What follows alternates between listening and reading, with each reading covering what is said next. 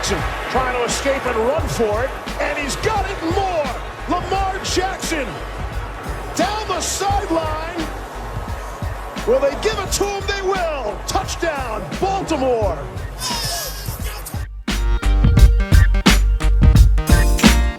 And with 1:17 left to play on Wild Card Weekend, the Hayes in the barn.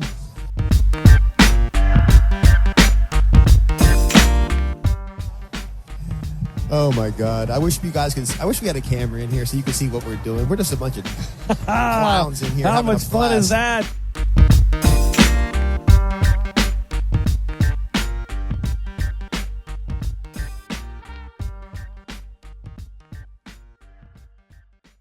All right, welcome on back to another edition of the Baltimore Beatdown podcast. It is Friday, November 19th, 2021. My name is Jake Luke. I'm joined on my screen by Spencer Nathaniel Schultz, sporting a jacket of some kind. I didn't ask what that was before we got going. I'm intrigued by it.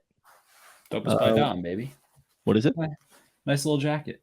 Dopestbydom.com. They got some cool stuff. Is that a friend of yours? Yes.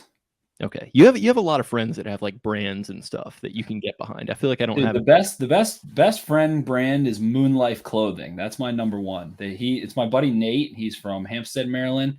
If you're from around that area, his parents owned Snickerdoodle's Bakery, or still do.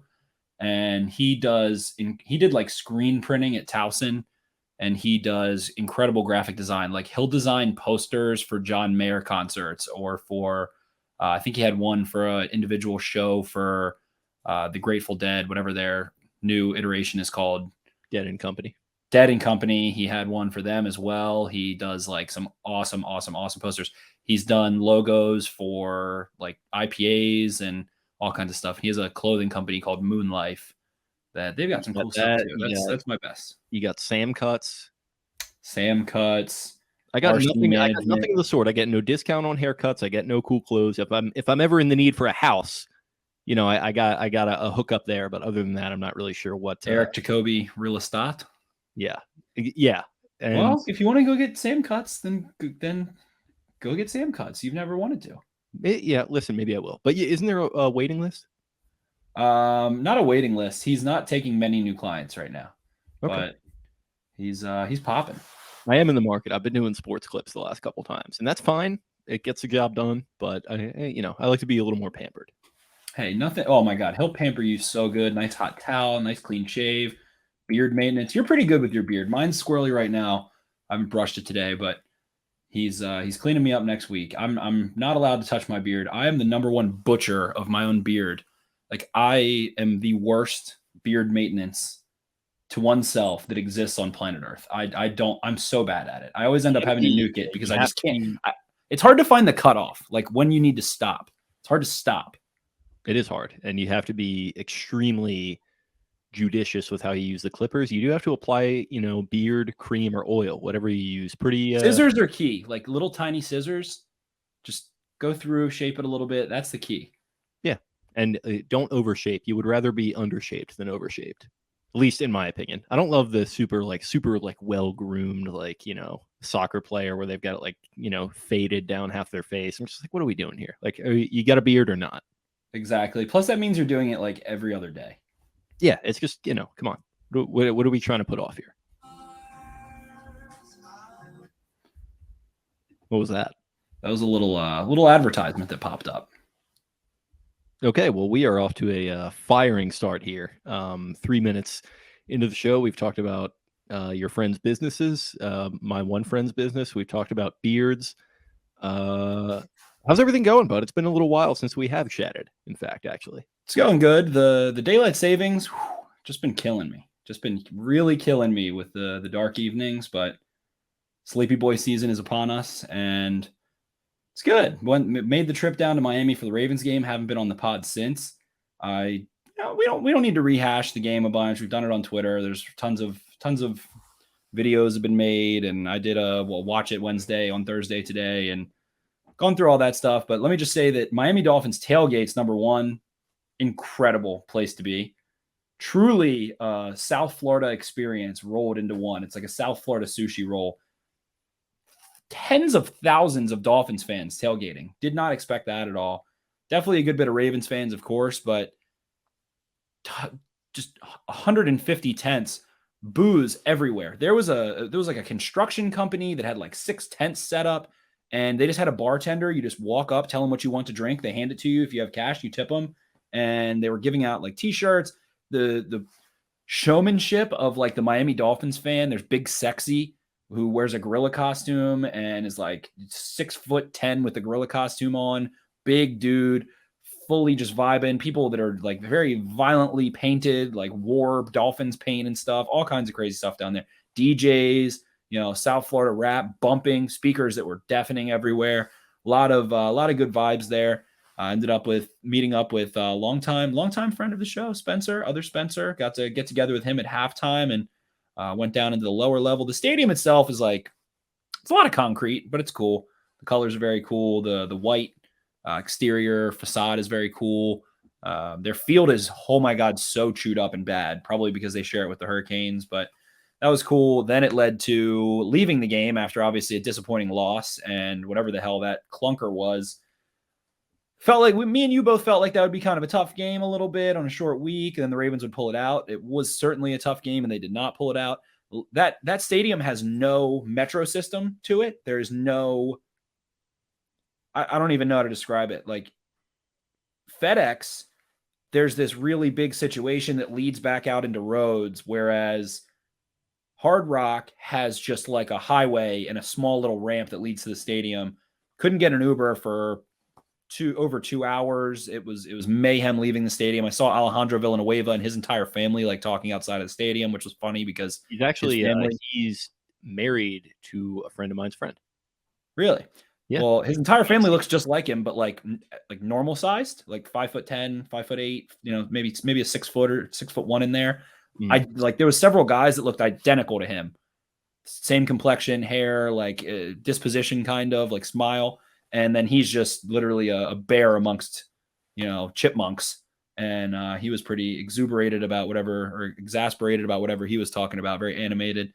Ended up at a Sonic across the street for a little over 2 hours talking to a British couple that was like a 6'6" young British guy, definitely younger than me, and a girl who was about my height. Both, decently attractive people, just gigantic for whatever reason.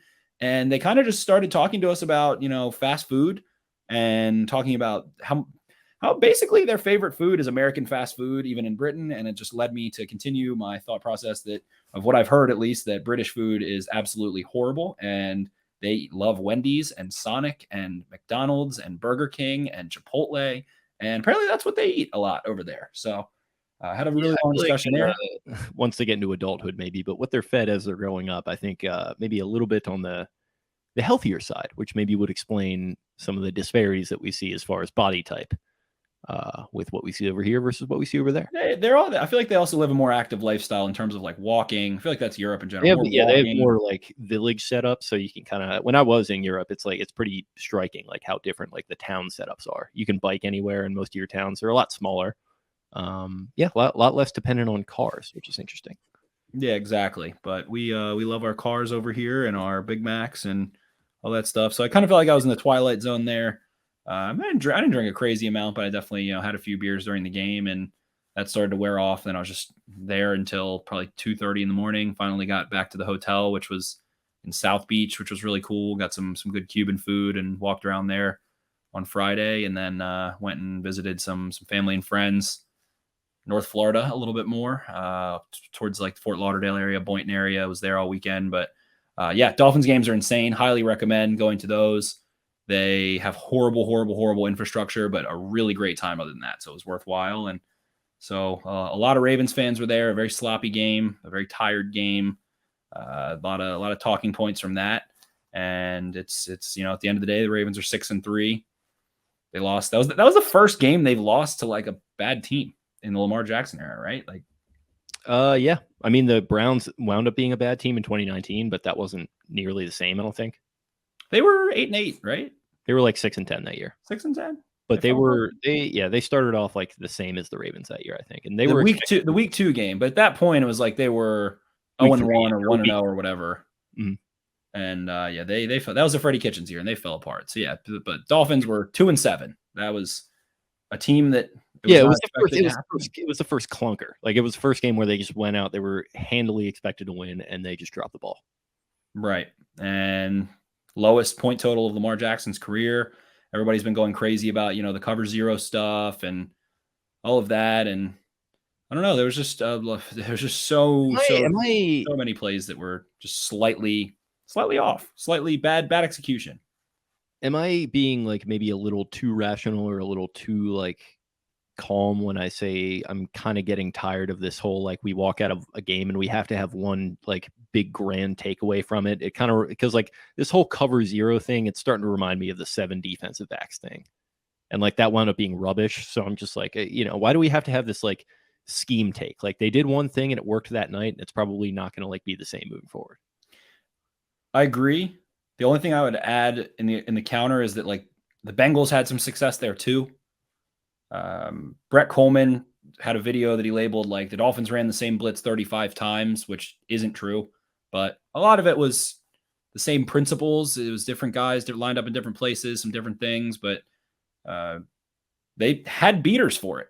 They had things for it. They just didn't execute. So I really just don't really think Lamar Jackson's played great lately. I think we're seeing a lot more so of what we saw last year towards the middle of the season, where he just really was antsy in the pocket and didn't really trust protection to hold up, and that hesitation, seeing something, not just throwing out of kind of repetition of practice and repetition of feeling and knowing, ball goes here in this situation. He made so many checks at the line. I don't know. It was a very forcefully bad game. Like it felt like they were doing so much and not just simplifying things instead. And they beat themselves. Defense played great. They held the Dolphins in check for a while, but as Vaz always likes to say, those home dogs, as we're about to watch one, and the Patriots will probably beat the crap out of the Falcons as I'm saying this, but those home dogs on Thursday nights on a short week, the guys who don't have to travel, they win a lot of the time. That's a betting favorite. I think ATS, that's a trend, a good one, like 57% of the time or something like that. Home underdogs have covered. So that's a trend. You'll make money there. So I don't know. I think that felt like there was a little hangover feel to it. They definitely played a long game in Minnesota, and then they go back to South Florida. Sammy Watkins is from there. There's like 10 Ravens from South Florida. Who knows what they were doing, night before. I'm not accusing anybody of partying or anything, but it might have happened. So happens. Professional athletes sometimes like to have a good time, contrary to popular belief. And it was just a wacky game. Yeah, it does sort of harken back to the discussion that I think we had before it, where it was like, I think you and I both basically had the conversation that the first quarter and maybe even the first half was going to play out exactly like it did. And, but I think our thoughts were in keeping with the other performances they've had like that the Ravens would figure it out. They would get it on the rails and they would pull it away in the second half. And up until like halfway through the third quarter, I still expected that to happen, and it just didn't. And they did shoot themselves in the foot. The defense only gave up 15 points because of the Sammy Watkins fumble, Xavier Howard touchdown. So, which is just the play of the night. That was the play of the night. It was the deciding factor. I mean, if they threw that 2-step, 3-step slant into open space, first down. If that was just a tackle, Watkins gets a first down there. Rashad Bateman had one or two of those. They started doing some things with Mark Andrews late in the game, and instead they throw an easy pressure beater, and it ends up in the end zone for the other team. The Mark Andrews catch, no catch. Yeah, that was a pickle of sorts. That was befuddling and was just a very strange night. I mean, they got a couple calls too. They got a roughing the passer call on their last drive. I don't know if you noticed that. Yeah. There was the 99. Yeah, they had a 99-yard touchdown drive too. That definitely helped them out. There was a PI on Marquise Brown, which I think is that was their second one of the season, and they're like third in the last 2 seasons now. Where the DB, slightly prohibited Marquise Brown from working upfield, just a little grab, and they got it, and it was like a 30-yard call. Yeah, it was, so it isn't to say that like literally everything went against their way, because there were some bad calls by the refs. There were some bad calls that went their way as well. There were some plays that they just simply didn't make. So ultimately, to me, it's just kind of like these games sort of happen in the Harbaugh era. I don't think we're really maybe I don't think we were as accustomed to it as we had been because it kind of hadn't happened in a while. But these sort of things happen to every team. We saw it happen to the Bills, as has been made, as the point has been made ad nauseum that the Bills lose to the Jaguars. You've got the Chiefs kind of struggling to keep their heads above Bucks water. lose to the Washington football team. Yeah, it's these things happen, and it's unfortunate that it happened on, I guess, what you would call a national stage. I mean, Thursday night is certainly no Sunday night or anything like that. Just a weird Thursday night game that I don't think we're 100% surprised by. Like, as I said, we expected the first half to go down the way that it did. Just the fact that the Ravens didn't pull away is unfortunate. So they're 6-3. But if you had told me 6-3 at the start of the season, I think this is another point that I keep harping back to. If you told me X record was going to be Y, I'd have been fine with it. 6-3 before the season, I would have signed on for that.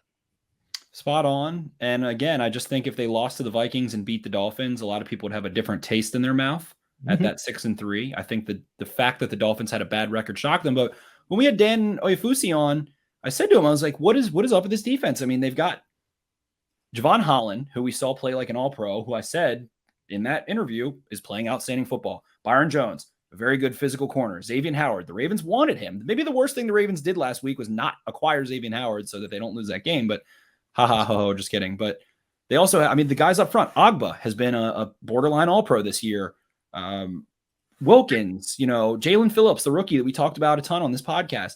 They've got some dogs up front. And I was like, what's going on with this unit? And guess what? That guy, Adam Butler, number 70, that was dropping back and getting sacks and stuff in the run. And looking good. Zach Sealer was busting down on Ben Powers a couple of times. Like that was a dominant unit on a short week. And, they did a good job hiding those linebackers because they don't really have linebackers. So they just walked them up on the line of scrimmage. And I would definitely say, I don't know if you picked up on this in the stadium or if you maybe have seen it since, but it did look like Flores actually took over the defensive play calling like halfway through the game. That makes sense. For sure. But at the same time, like the Dolphins did a great job. They out-physicaled, they tackled well.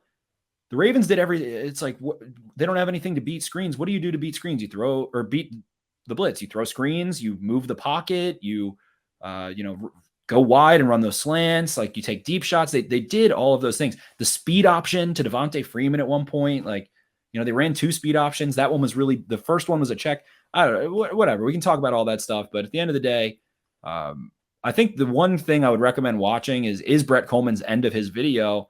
And it's something I started to think about because I read Ted Nguyen's article about, what the Dolphins did and basically keying Bradley Bozeman. If Bozeman goes left, then the pass rusher to the left drops into coverage and the pass rusher to the right fills the A gap.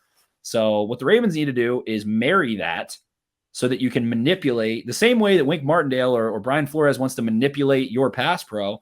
You can then manipulate coverage and that's what they started doing at the end of the game. Mark Andrews had a couple catches because they basically started forcing an interior defensive lineman to cover Mark Andrews. And they did it a little bit too late. They picked up on it a little bit too late. Greg Roman, goddamn, hate him to death, whatever, picked up on something late one game. Blah, blah, blah, robble. Who took our jobs? They took our jobs. But that's the takeaway for me. Like if teams are going to keep doing that, then you need to manipulate what they're doing. If they're reading your center, then your center goes left.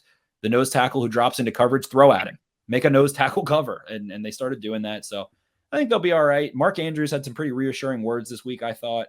I think Greg Roman, took a lot of onus today in his press conference, and they said they have full faith. They just didn't execute well. Short week, yada, yada, send it off. But that leads into this upcoming game, which to me looks like the first kind of gotta have it game of the year, leading into a couple, tough divisional games against the Bears. The Bears, a team that have some similarities to the Ravens. I mean, they have a uber talented, a younger, he kind of reminds me of I think he's a more polished mechanical passer than a rookie Lamar Jackson, but he's got the juice. They can do some interesting things. He is kind of set up for the second half well. Their offense has less playmakers than the Ravens. Their defense has not been good at all this year. They've allowed 16 touchdown passes, only 3 interceptions.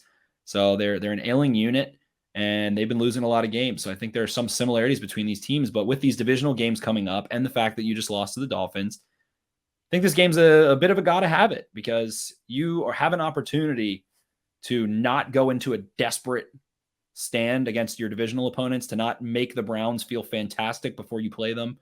that you're, if you're standing 7-3 in this game after heading out of Chicago, you're in a really good spot in the AFC North and in the conference. And considering that I think of their final, 7 games, they have 6 of them have a winning record. So they have 9 now. So they have 8 games left. Yeah. So 7 of their opponents now have a winning record as of the way things stand, or at 500. So it's a tough stretch. And I think this is one that they're going to have to get.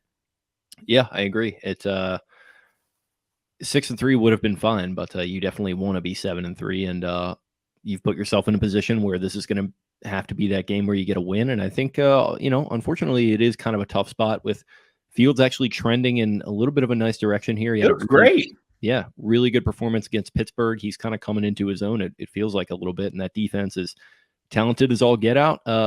It just feels like Matt Nagy keeps putting his foot in his mouth. I don't know what's going on with that guy. I think they're going to be assuredly moving on from him if they have any brains at the end of the season. But this is not a game that you can take lightly if you're the Ravens. You got a talented mobile QB, a guy who has hurt some good defenses this season despite his inconsistencies, and a defense that, they stack up just as much on paper as that damn Dolphins defense did. So if the Dolphins are going to be giving you fits like that, then you got to be ready for what Chicago is going to be throwing at you.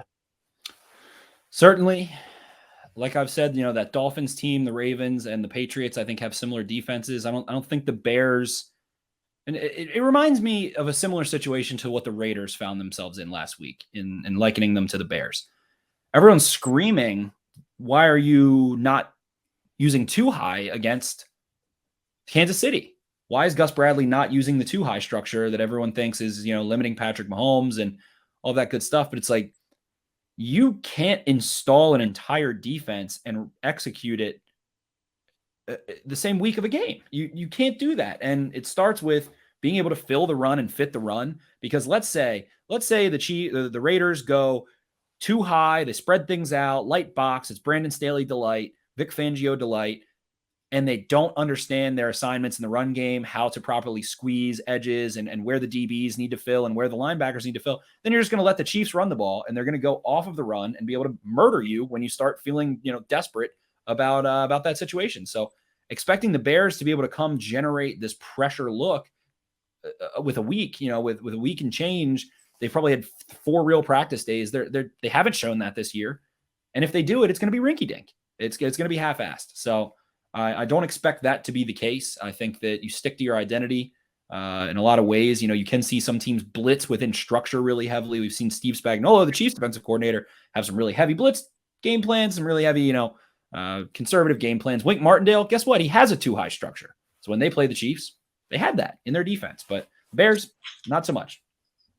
Yeah, it's going to be really interesting. What I'm really intrigued to see what Fields does, because this defense has been inconsistent. I think they've looked really good at times. They've shown their talent in, I think, all 3 phases. The linebacking core is starting to round into form a little bit with Josh Bynes getting inserted. Patrick Queen, you've sort of mentioned on Twitter that his limited role has allowed for him to play better, play more solid, play more consistent.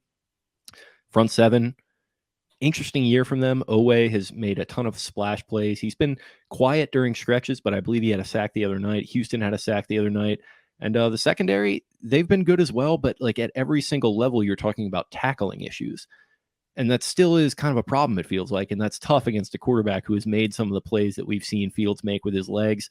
That run that he had against the 49ers, I think, where he's kind of dancing around the backfield, just kind of runs to his left and literally just outruns everyone into the end zone. Like some of the stuff he was doing against Pittsburgh. And I think to the point that I think it might be like Ian Harditz or somebody is like making this point on Twitter that running to his left, he is able to make some of the best throws that you've ever seen from a right-handed quarterback. And that last touchdown pass that he had against Pittsburgh, I think was a great example of, I think it was Darnell Mooney making that kind of athletic catch towards the back left of the end zone. But really Fields, I mean, just getting out to his left, kind of adjusting the arm angle and just making a perfect kind of teardrop throw. If he can make athletic plays like that, both with his arms and his legs, that's going to pose challenges for a defense that has had trouble playing sound, consistent football for 4 quarters this year. Yeah, I don't think Justin Fields, I love him. He was my QB1. We talked about that on this show, but not a very elusive guy. I think PFF has him with 21 carries and 3 forced missed tackles. So I think he's got speed, and he kind of reminds me of Aaron Rodgers in ways, with just the supreme arm talent and that arm arrogance to be able to put the ball in really tight spots. He can move, but he can actually really hurt you with just raw speed. He likes to be physical when he's running the ball a little bit. It's like kind of a slightly less twitched up Deshaun Watson. I see that. Yeah, I like that too. I like that too for sure. A little bit less like natural runner, but he's got the raw speed. He did have some crazy stuff in college. I mean, he's put some spin moves on people and things of that nature. But in that Steelers game, you see Minkah Fitzpatrick come up and just absolutely wreck him out of bounds. I think he has a really special arm. I think he has an elite ball placement when he feels confident. And at this point, he started to step up over the last couple games. The 49ers game, their defense kind of got blown out a little bit. But I think he looks great. I love the kid. I love the talent. I love everything about him. I think he's going to excel with hopefully someone who's not Matt Nagy and all of that good stuff. But right now, against the blitz, my God, the two areas where he's really struggled, I would say, are against 6-man boxes, light boxes, and also against the blitz. So those are two areas that you want to lean on heavily. 6-man boxes, he is 33 of 56 with 6 sacks taken. He has thrown no touchdowns, 4 interceptions, and has only had 295 yards on 33 completions there. He's only attempted 1 throw on 3rd down against a 7-man box, which I found interesting. So being able to stack the box and then blitz. And against the blitz, he's been horrible. I mean, really, really, really, really terrible against the blitz. 85 dropbacks. He is 42 of 65, no touchdowns, 2 interceptions. He has taken, I think, 13 sacks against the blitz, 11 sacks against the blitz, second most in the NFL. Whenever he's pressured, he likes to push the ball downfield. He has a 13.4 average distance of target when pressured, and he just generally likes to push the ball downfield. He's a elite arm talent and is mobile. So he currently leads the NFL in percentage of passes that have traveled 20 yards or more in the air with 18.2%. So I think him and Lamar have some similarities this year, taking a lot of sacks, pushing the ball downfield, struggling against the blitz. So I think there's definitely some parallels there. Lamar obviously doing a lot more in the run game and has made some more spectacular plays, better games overall, 4th-year quarterback at this point. But I just think there are some parallels there. When you keep the kid clean, he has 11 big-time throws from PFF. He's thrown 3 touchdowns there. But I think you can rattle him pretty good. They don't have a good offensive line again. And what the Dolphins did, they had a lot of creative plays. They were doing some throwbacks, some jet sweeps, a lot of motion, and some interesting stuff. Ultimately, they had linemen catching passes. I'm just kidding, but I just don't see the creativity from there in the stadium to that. I was screaming, he's ineligible. He's ineligible. He's ineligible. He's ineligible. He's ineligible. He's ineligible. I was like, why is Chris Wester even tackling him? He's ineligible. The only way that could have worked is if it was a tip pass. Then it would have worked, but it just clearly was not a tip pass. So it was nuts. It was hilarious. It was reminiscent of Tyree Phillips last year and all that good stuff. It was fun, but I was just like, oh, what are we doing here? The Dolphins goal line sequences, the Ravens held them 13 consecutive plays without a touchdown and goal to go, I think. Yeah, I mean, in that situation in particular, I think they had 8 tries within the red zone and they couldn't convert. Held them to 3 field goals. Their red zone defense was insane. Josh Bynes, if he had any kind of hands, almost made the most spectacular catch I've ever seen. Okay, so that's a little bit of a hard catch to make. Any kind of hands. Yes, it was an impossible catch, but the fact that he had it in his hand and then just spiked it on the ground was hilarious. Great play regardless, just to get your hand on the ball. But think about catching an egg. If you're trying to one-hand an egg, are you going to smack into it? No, you're going to lay down. He wouldn't have caught it either way, but it was just funny to watch him be a linebacker. Yeah, he's definitely the old school fire hydrant linebacker type guy. So he's probably not coming down with that, but a nice PBU. A nice PBU for sure. David Montgomery, this Bears team, physical runner, guy that I love. He's got the whatever that stupid graphic on College Game Day or the college was. He's got the feet of Barry Sanders, the vision of freaking the Millennium Falcon. He's got Adrian Peterson, Adrian Peterson, Muhammad Ali, Kobe Bryant, Pappy Van Winkle all rolled into one. So I do love David Montgomery, though. Really physical, really fun to watch. I know that is Big Cat's favorite player on the Bears, not named Justin Fields, I'm pretty sure.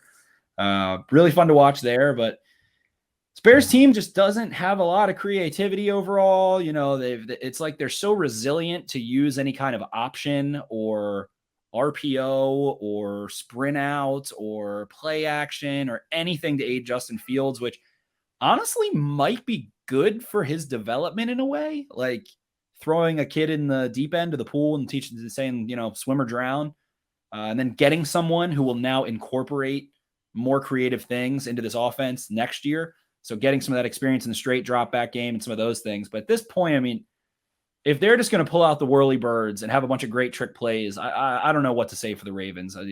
Thoughts and prayers if they have a bunch up their sleeve. I don't see anyone on their offense. Darnell Mooney's got some great juice and is a route runner that can definitely do some dangerous things. Allen Robinson, a well-balanced receiver. Everybody's always wanted him for the Ravens for years. Everyone's familiar with him, but tight end situation, not great. Khalil Herbert. Allen Robinson also hasn't been practicing this week. So Allen Robinson? Yeah. I have the injury report right here. Wow. Hamstring. Wow. There you go. So, they're as banged up as they could possibly be. We can go through injury reports now. Akeem Hicks, ankle, not practicing Wednesday or Thursday. Khalil Mack. For some reason, a lot of Ravens fans started saying this is the week he comes back. All the Chicago beat reporters are saying, why is he not on the injured reserve? I don't think we're going to see him until at least week 13 or 14. Hasn't practiced this week. Who else do they have? Khalil Mack. Eddie Jackson has a hamstring. He didn't practice Wednesday. He's limited Thursday. So maybe he can play, but there's more to it than this. But with this Bears team kind of staring down a lost season that has had some exciting moments, but not going to be a playoff team, is it worth it for Eddie Jackson to really push his hamstring right now? I'm going to say no, Eddie. You should sit this one out. Get yourself right. Get yourself ready to go get that contract. Take care of yourself, Eddie Jackson. Exactly. Damian Williams, their other running back, I forgot about. He's been practicing. Alec Ogletree here, limited and a full, so he looks good to go. Darnell Mooney milking a foot. Looks like he's been limited twice. So Bears kind of just as beaten as the Ravens are at this point. Their offensive line kind of stinks on ice overall. So they've done an okay job this year, but Fields likes to hold the ball a long time. They haven't gotten a ton in the run game. So definitely a beaten up opponent, even though they just had a bye. Yeah, for sure. And they're a young opponent. They are an opponent without much of a leadership structure that I can tell. I hate to keep harping on this Nagy thing, but some of the quotes I'm seeing from this guy are a little concerning. I'm concerned for his mental health. I'm concerned for the well-being of this team. And always absolving himself of any blame, always kind of speaking like, the forces at B are against him and them. Is he just Adam Gase with a playoff win? Does he have a playoff win, or was it just a double doink game was his only playoff appearance? They were in the playoffs last year too. Right. They did. The Nickelodeon, the first ever slime time. Yeah, they didn't win either one, did they? No, 0-2. And neither of those offenses has been it's almost like a shittier Brian Billick situation where the offensive guru comes in as the head coach and then just has a really good defense that carries their team. And there was no Super Bowl run, no good playoff run. So yeah, Nagy's just dead man walking. My heart is breaking right now as I'm watching Ramondre Stevenson get every single touch when I started Damian Harris. But hate that for you. Hate that for me too. Absolutely hate that for me too. But yeah, so this Nagy situation, I would have loved to have someone on to talk Bears football, but everybody wants him gone. Everyone on earth wants Nagy gone. We should have, what we should have done is I had an Uber driver there when I was there a couple months ago who had all sorts of takes. And he would be sick. Young kid. He had like a Cubs hat on. He was listening to like talk radio, and like he starts talking to me immediately about it. I'm like, yeah, I'm from Baltimore, so like I'm not totally sure how to engage with you on this, but yeah, I think Field should start. I think X, Y, and Z, and he was giving me all the takes. So I wish I had gotten his info down. That'd be awesome. Chicago's like the perfect, that and Boston. I feel like the two cities are like perfect to get somebody like that. Yeah, just totally just dialed into like, oh, you got the 4 teams, you're just dialed into all of them. He was talking to me about all his bets and stuff. I was like, this this is my wavelength right here. I like this. Beautiful. But yeah, the Bears are just in that purgatory, it feels like. And I don't know. This Ravens team at this point is just, they blew the Broncos out. Kind of. They did. They controlled that game pretty much. They blew them out. Yeah. And other than that, the Chargers, they handled really well. So we're just seeing a mixed bag. The Chargers were supposed to be the team that was super tough. And one of the, games that everybody was, taking the Chargers to win and felt like it was going to be a tough game. Nope, blew them out. So this NFL right now, the parity that's going on, I truly don't know. But I just feel like the Bears are at such a shitty place overall in terms of their leadership, like you said, their coaching disposition. The talent that they have offensively is sparse, especially with Allen Robinson, a veteran leader that hasn't really been able to connect with Fields that well, but has kind of been getting a better connection lately and moving the chains and things of that nature. Just not a good place for them. I don't see how they can have a consistently successful offensive performance. Yeah, it's just like, what are you playing for at this point? Like if you're Khalil Mack, if you're Danny Trevathan, like guys that have been around for a decade or like almost a decade, and you're walking into the locker room with that clown every day, it's like, what are you playing? If you're Justin Fields, like coming into the league this year and you're like, you clearly don't respect this guy. You don't like, you think, and you probably know that he's an idiot in some respects. And like, you still got to work with him. It's like, what are you playing for? What are you getting up for on Sundays? And I know Justin Fields has a lot on the line, a lot to look forward to, his future wise and money wise. Like, so he's really got to go out there and perform. But if I'm a veteran on this team, like a Khalil Mack, or maybe not him since he hasn't been playing, but like some of these other guys, like, Eddie Jackson and some of these veterans, it's like, man, like, fuck this. Like, I'll go to the meetings and I'll do what I have to do, but I'm not going to like put my ass on the line for this guy.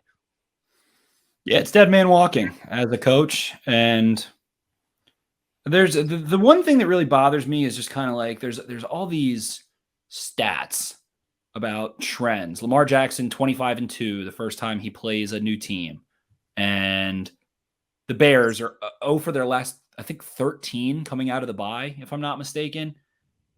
Every time we see these, it's just a classic trap. But the fact that the Ravens were, I think the line was opened at like 7.5 and then went down to 4.5. It was like at a touchdown. Let me see if I can pull it up. Yeah, and that worries me a little bit. 7.5 felt not like a rat line. I think that's what the same line for the Dolphins, but the Ravens, coming off of a loss and going to Chicago, back-to-back road games, Bears coming off of a bye. It felt like, okay, 7.5 Ravens. It's Ravens 6 right now. Okay. I swear on Tally site last night, it said 4.5 for some reason, which really freaked me out. But yeah, that's fair. So I just really think that this Ravens team is super motivated, that we can get into, I guess, Lamar Jackson being sick for 2 days. I'm the number one joke maker of Lamar Jackson's poopies and shrimp Alfredo and everything. Yeah, we have said that he has a bitch ass tum tum on these airwaves. He has a bitch ass tum tum. At this point, he's hurt. He's hurt. Like, he's been playing hurt. I remember he had a back. He's not missing 2 days in a row, which he just did. If he he's not, I hate to be in speculative territory, but I think you're right. This is pure speculation, but how many times can you be quote unquote sick? And he also, if I'm not mistaken, had either back or ankle earlier this year on the injury report. It was back and also hip, because there was hip, right? There was speculation about the hip after he flipped into the end zone, and that wound up not being correct, but he has had injuries. Yes. So I think at this point he's had, I don't know, I don't have it in front of me. I'm going to guess and say the 17th most carries in the NFL, 15th most carries in the NFL, in addition to taking over 30 sacks already, in addition to probably taking another 20 quarterback hits, in addition to running around a lot and just having all of that pressure on him. If you got a sore back, it's going to linger with you for a little while. Any kind of tightness. Yeah, and he had COVID for a second time a couple months ago. So who knows if there's lingering effects there. He's had these injuries. Like, maybe he's just beat to absolute shit and there's not any one injury. I don't think he's injured. I think he's hurt. He's hurt, and he's going to the coaches and saying like, hey guys, like I'm on E right now. Like, we need to negotiate out some like veteran days for me or something. And maybe they could, I don't understand what the benefit of like doing the veteran days thing is for a guy like him who being elusive about the idea of a veteran day for a guy like him. Maybe it's just the fact that he's still on his first contract. But I think if he wants a veteran day, we can just say give him a veteran day. But I don't know. It's 2 though, so to me that feels like he's too sore maybe to practice, and they want him to be 100% going into the game. They're not doing anything like super involved in NFL practices during the year. I don't know how many times I've heard players and coaches talk about it. They hit like once every 2 weeks. These practices are padded, going through some technique. Especially for a quarterback. Yeah, exactly. So it's going through the motions. I mean, they're in communication. Who knows if he's he could be at the facility. Like he probably is at least one of these last 2 days getting some treatment or something. But at this point, it just feels like he's not sick 3 times in a year. He's hurt and he's getting some time off, resting, all of that good stuff. So that's definitely speculative. That's definitely, reaching, whatever. But I think it's fine. I think it's a good idea. If he needs it, he's the one who probably wants it. Like we've always said, players are the ones who know their bodies the best. And if he needs a little rest, a little time off, take a load off, get some sleep in, recover, then go do it. But if it really is just the gas station Alfredo, I mean, the man loves it. So if it's poopies again, that's bad poopies. Yeah, we got to get him off that Michael Scott bullshit because eventually, like the lack of practice. Lamar, you have enough carbs. You don't need to keep carb loading. Yeah, exactly. The carb loading. He's just gonna get. Well, I guess he did get cramps halfway through a game one time. So it's just the Michael Scott parallels are just being drawn left and right, which you probably don't want in a professional capacity. But here we are. But yeah, John Harbaugh, noted Michael Scott guy.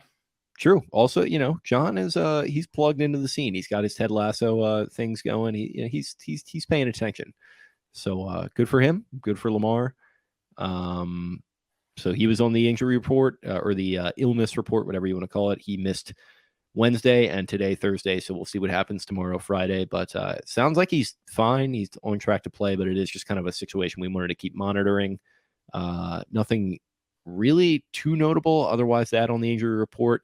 Patrick McCary is back practicing again by the sound of it. So I don't know if he's going to be going this weekend. Sounds like Nick Boyle is going to be going this weekend at tight end. So a little bit of flux, but nothing too crazy. And we also wanted to touch on before we got into the mailbag. The Ravens did, in fact, release Le'Veon Bell, veteran running back, had a couple of rushing touchdowns for them. Really didn't do much, didn't show much burst. He was kind of put in a tough spot with what he was surrounded with along that offensive line. But regardless, did not look the part of what they were totally expecting. It does sound like they want him back with the practice squad. I know he actually kind of broke the news himself. He tweeted out how appreciative he was of his time here, but sounds like they want him back. He made it through waivers. So I wouldn't be super surprised to see him back on the Ravens practice squad at some point. But as of right now, Le'Veon Bell released by the Ravens, probably with the aim of getting Latavius Murray back into the lineup.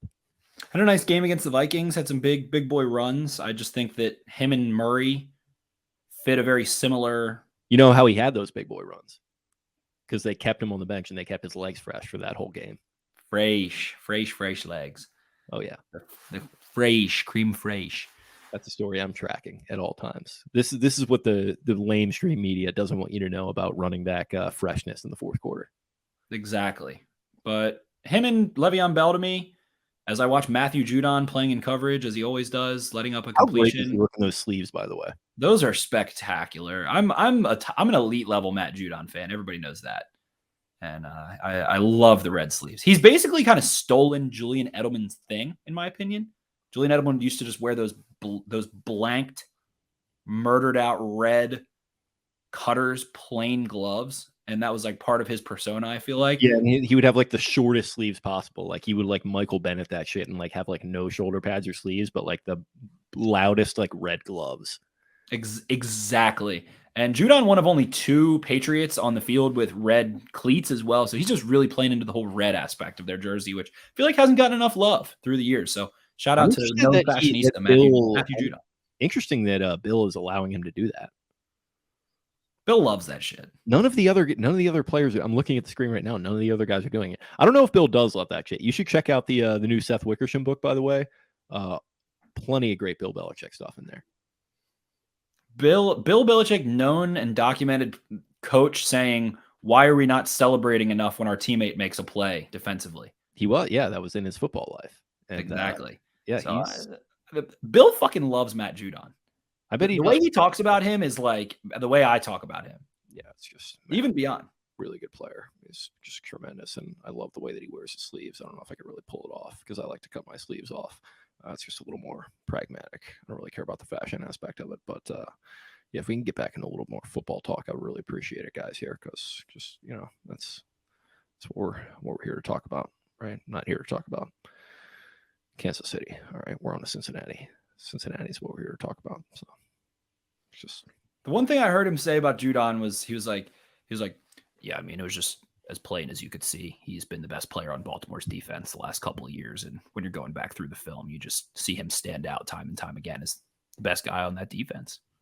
I think that's a ringing endorsement of your football knowledge because I feel like you've been saying that for years. Not the best player. Like Marlon Humphrey last year was the best player on their defense and things of that nature. But Matt Judon just is a very good football player. Very versatile. He has power, speed, hustle. He also has the dog. Like that's Vaz's big thing always on him is that who's the enforcer on defense? Like Judon has an attitude. He's going to hit through the whistle, and everybody hated that about him, which is what intrigues me about that is that doesn't really line up as Patriot way for me. That's true. It's a little he probably hasn't been as bad with the penalties and stuff. He probably has completely cut that out of his game. Maybe. Yeah. But some of those were always like bang, bang, whatever. Like he hit that ref the one time and got ejected because the ref, which was sick. That was part of the Judon experience. And it was pretty hilarious. But I just always thought Judon, it's clear as day that he's the dude who is making things happen, pushing the issue, chasing plays down. Like the effort was always there. Njoku last year in the poop game against the Browns on Sunday night has like an opening drive, like 30-yard screen. Judon chases him down from the other side of the field. Otherwise, it's a touchdown. So big Judon fan. Glad to see him doing well. It seems like the Patriots fan base has taken a liking to him a lot more than the Ravens fan base has. There's also the question that has been spurned nonstop. Why do players get more sacks when they leave Baltimore? And it's probably because they rotate less, is what I would say. Everyone's like, why does Darius Smith get 13 sacks? Probably because he wasn't playing with Judon and Terrell Suggs anymore, who had 11 sacks and then 8 sacks. So it was like they combined for like almost 30 sacks between the three of them. They were rotating them. Now Judon is staying on the field more. There you go. That's our Judon tangent. That's our Judon tangent. That's my boy, to quote Adam Sandler. And Bill Belichick, apparently. And Bill Belichick.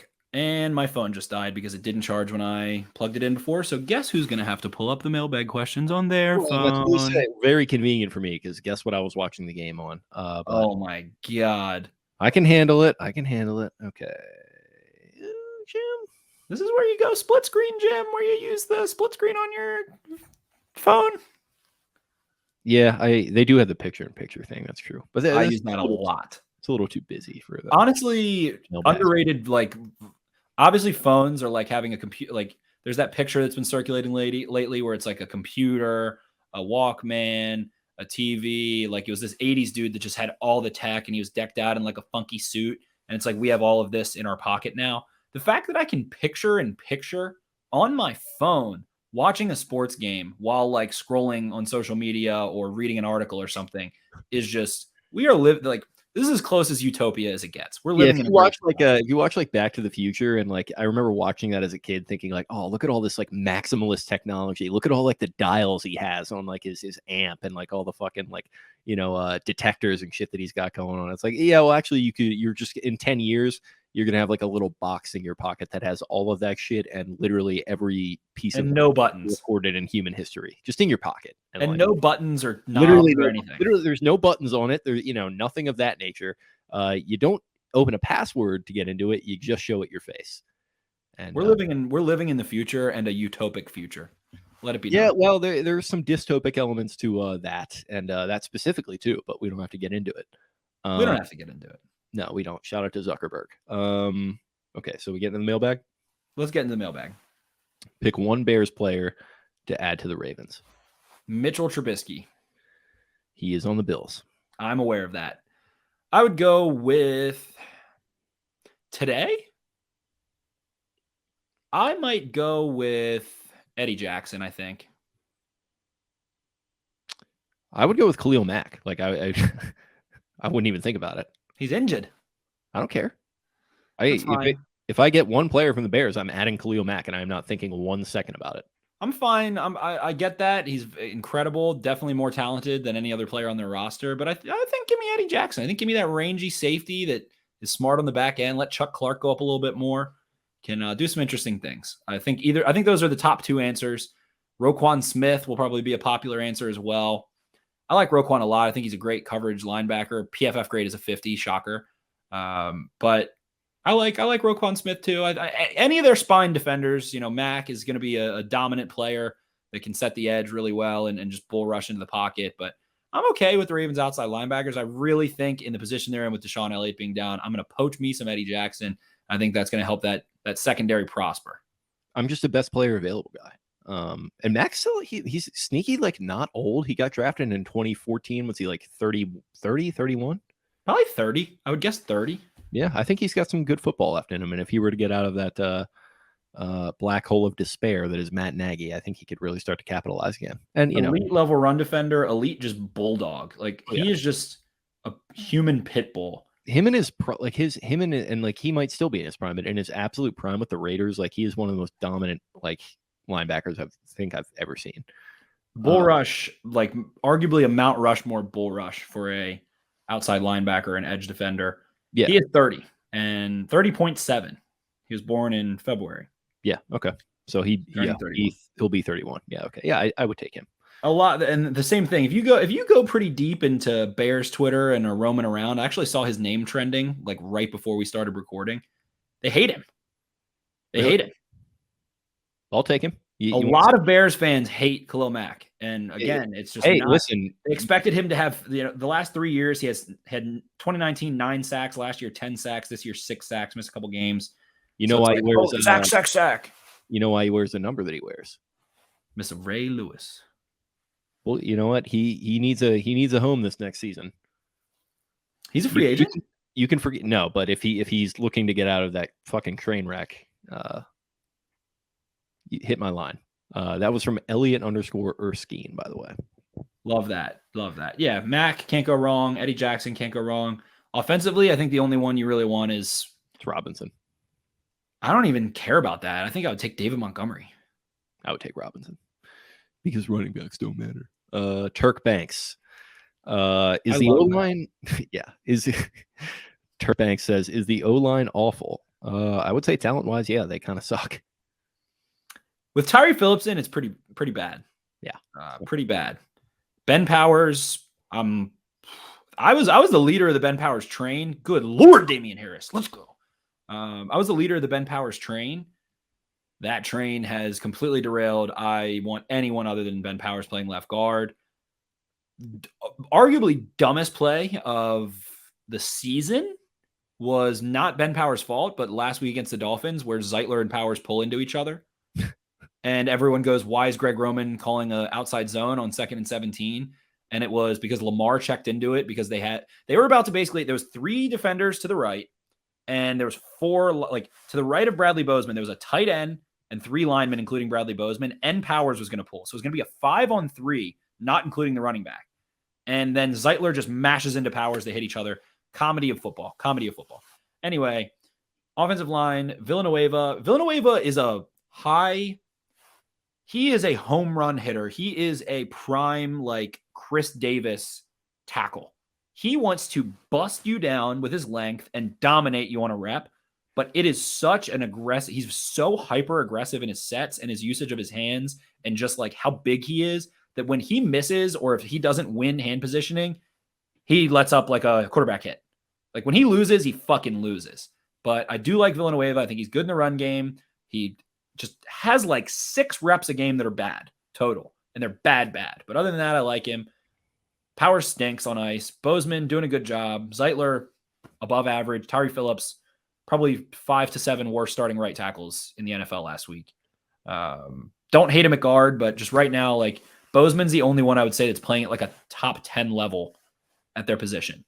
Yeah, if they were fully healthy, they would be, I think, a fine offensive line. But it just they just need McCary back, really. I think they're fine with McCary. Yeah, they're just in a tough spot right now.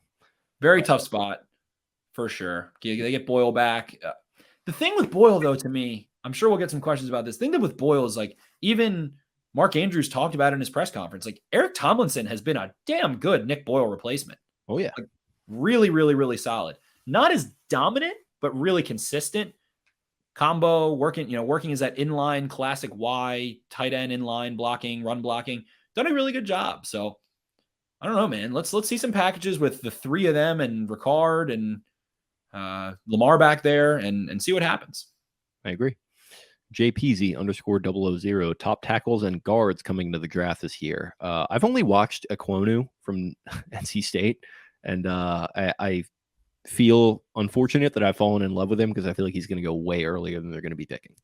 Probably. I think that he's going to be gone before the 20s. Evan Neal also will be gone, Alabama. There's Charles Cross out of Mississippi State, who is a little bit leaner, a little bit more pass pro, technically sound. I think he's only like 310, only 310 pounds. Good pass pro. He's been in Mike Leach's obvious air raid, personnel, so maybe not a fit there. Darian Kennard out of Kentucky is like, maybe like a Cody Ford that is a little more technically sound. He is very nasty. I think he is supposed to have like decent length and, able to check the boxes that the Ravens usually draft at tackle. So those are the top couple guys there.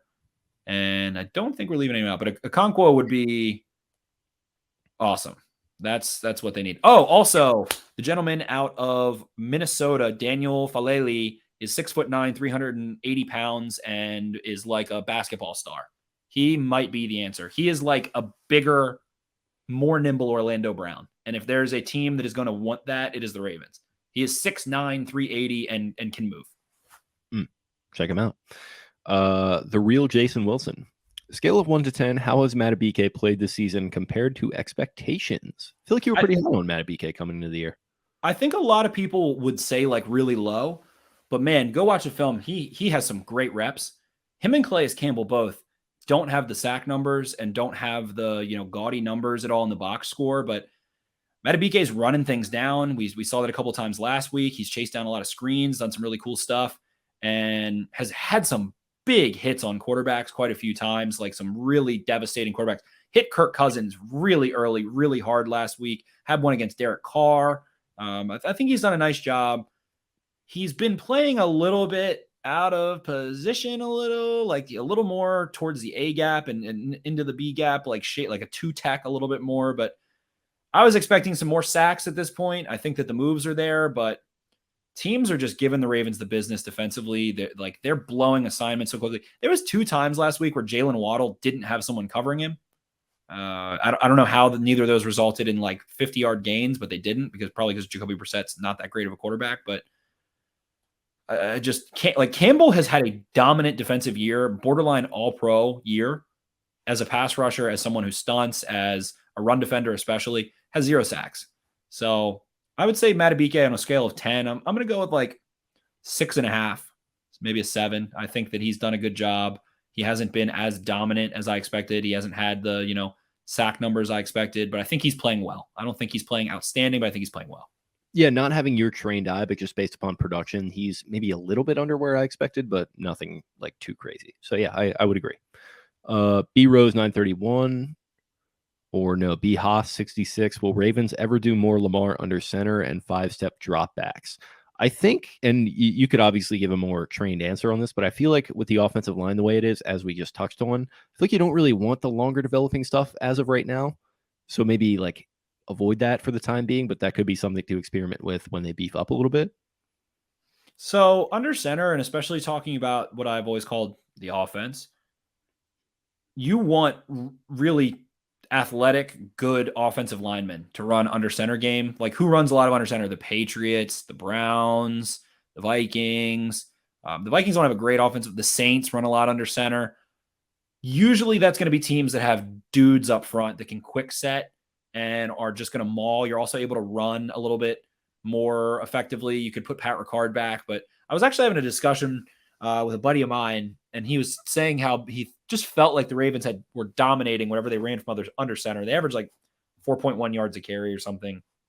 A lot of it's in short yardage, and it works well, but they wanted to. Greg Roman talked about that in, I want to say, after the draft, pre-minicamp. Might have been before the draft, but he said they wanted to run a lot more of stuff under the center, a more under center pass game. I actually wrote an article about it, about how I thought the Ravens were going to take the league by storm by doing so. But then guess what happened? Lamar misses the first 10 days of camp with COVID. And then every single offensive lineman at some point was injured. At one point, 4 of them were out. And it didn't come to fruition. I don't think they were able to get the reps in. We did see an under center drop back in week 1 against the Raiders. So I was like, okay, this is something that could develop throughout the season. And we saw Tyler Huntley do it a lot in the preseason actually as well. And so I thought there was going to be more of it there. There hasn't been. I definitely would like to see more of it. But I think that they've just had, it's something that they wanted to grow and blossom with. And they've just been very reduced by their capacity to grow, considering the limitations that injuries have caused, especially on the offensive line. For sure.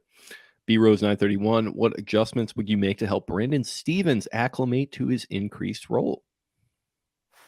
I think he's doing okay. I don't know the big blown play that lost the game last week. I don't know if that was Westry's fault or Averett's fault or Stevens' fault or Queen's fault. It looked like it might have been Westry, but again, defense is just so difficult to. If Queen was semi-involved in a play where some fault is to be attributed, just attribute it to Queen. That's my rule of thumb. Exactly. Blame Queen. Blame the Queen. But in that case, it was Albert Wilson in motion, and the play before, Westry followed him across the field. It looked like the Ravens were playing a little softer on the second play, and just that was unbelievable. I don't know. Chuck Clark didn't even react to it. He was the middle of the field deep safety. Just, it was like he had the Harry Potter cloak of invisibility, whatever it's called. And invisibility cloak is what you were looking for there. Invisibility cloak. So I was close. So unbelievable. But I think Stevens is doing a nice job. I think we've seen some really high level things out of him in the red zone. He's an athlete, man. What'd you say? He's an athlete. He has, I hate to say it, but him and Deshaun Elliott have that closing speed and pursuit where they're just very aggressive. They take like a neutral, good angle, but is very aggressive at the same time. Very physical dude. He's a big dude. Obviously, he was a 4-star running back, so he can bring the noise a little bit. He can rumble. It was funny because he was saying that it was I think he tweeted and said what an honor it was to play alongside Le'Veon Bell, that he always modeled his running style after Le'Veon Bell, which is hilarious for him to be a Ravens DB. He was playing running back when Le'Veon Bell was playing running back, and now he's a safety in the NFL. That makes me feel fucking old. Exactly. And yeah.